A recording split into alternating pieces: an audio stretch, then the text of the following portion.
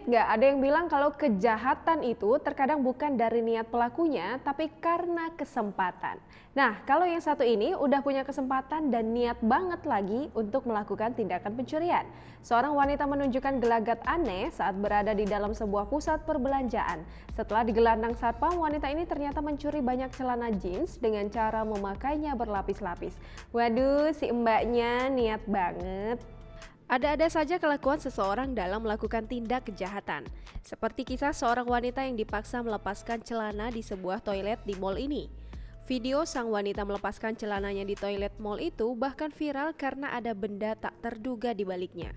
Kejadian ini ternyata terjadi di Peru dan langsung menjadi viral. Mengutip laman Daily Mirror, awalnya wanita di dalam video tersebut diduga berasal dari Venezuela.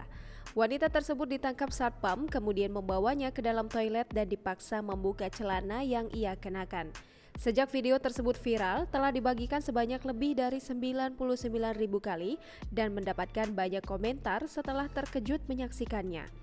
Mereka tak percaya bahwa wanita itu mampu melakukan trik cukup licik dengan celananya. Di depan kamera dengan latar belakang kamar mandi, wanita itu dipaksa melepaskan celananya oleh pria yang diduga petugas satpam. Dalam video itu, terlihat wanita itu mulai melepaskan celana jeans yang dikenakannya. Siapa sangka, ternyata di baliknya dia menyembunyikan celana jeans lain yang juga dikenakannya. Menurut keterangan Daily Star, total jumlah celana jeans yang dikenakannya ada 8 buah. Termasuk di dalamnya ada 6 jeans biru dan 2 celana jeans hitam. Menurut Time Now News, wanita itu diringkus oleh satpam ketika dia berjalan keluar dari toko. Nah, setelah ditangkap, dia dibawa ke toilet untuk divideokan dan menunjukkan triknya mengutil jeans.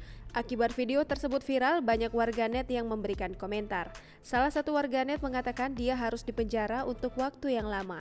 Sementara yang lain menambahkan, orang-orang mengkritiknya mungkin dia kelaparan dan tidak ada yang tahu bagaimana perasaannya saat itu. Tidak diketahui apakah dia ditangkap atau dilaporkan karena dugaan pencurian.